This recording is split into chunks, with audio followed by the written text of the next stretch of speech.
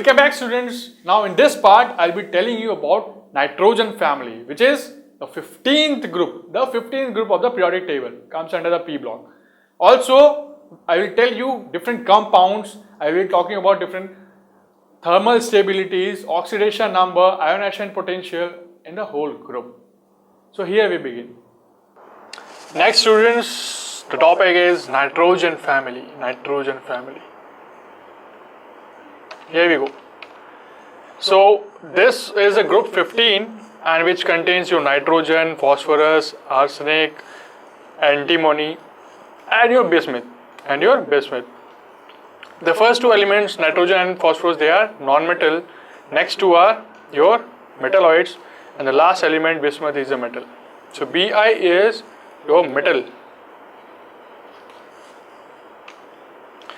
And what will be the general configuration? As it is 15 groups, so NS2, NP3 will be the general configuration. If you look at the general trends in the physical properties, then it's like your configuration is 2s2, 2p3, 3s2, 3p3 means s2p3 configuration. Then in common oxidation states are either +3, +5 or -3. Atomic radius, it will again increase down the group. Ionization enthalpy, it will decrease down the group. Electronegativity will decrease down the group. Okay.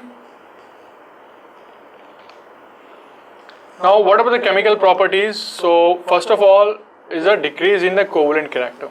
If I move from nitrogen to bismuth, then that is getting my metallic one, right? So, it will form either metallic bond or ionic kind of thing. Not ionic, obviously it will be metallic here. But that is a decrease in covalent character actually. That is a decrease in covalent character. And in nitrogen, it is very less reactive due to high stability of the molecule. Why it is high stable? Stability is because if you write the electronic configuration of nitrogen, okay, so it will be, for nitrogen it will be 1s2, 2s2, 2p3. So here it is P3, which is your half filled.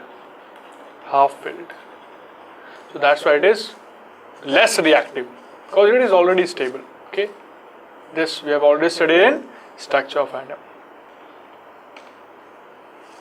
Now from this, one is your sigma bond. If I talk about N2, so it will form a triple bond. So one is your sigma bond, two are the pi bonds. And the bond strength is 941.4. So it is very high bond strength, kilojoule per mole. Now it can form my p pi multiple bonds itself. Okay, and your carbon and oxygen, due to its small size, also it can form p pi bonds with carbon and oxygen like this. Now in phosphorus, rather than p pi, I have d pi p pi bonding. Okay, it's like POXL3, POCl3, POI3 like that. Now let's talk about the hydrides in the chemical property. So they form hydrides as of MH3 type. So it is PS3, ASS3, SBS3, okay, BiH3.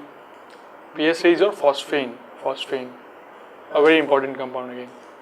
And all the hydrides, they are very strong reducing agents. They are strong reducing agents.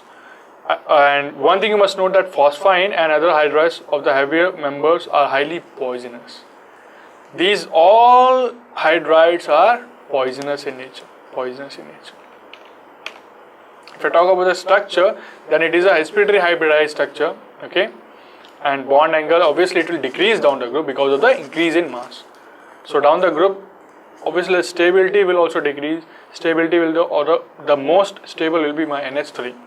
Okay, it is like this. There will be one lone pair above all.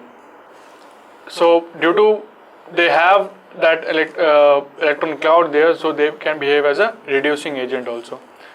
Also down the group, your reducing power also increase. Okay, and boiling point, obviously boiling point is a function of your molecular weight. If I increase my molecular weight, my boiling point will also get increased. So if I go down the group, my boiling point will increase. Okay, but NS3 has exceptionally high boiling point due to the presence of intermolecular hydrogen bond.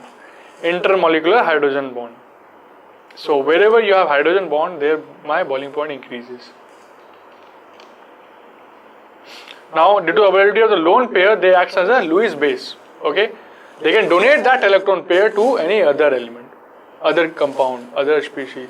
So that's why they are known as Lewis bases also. But this character decreases down the group.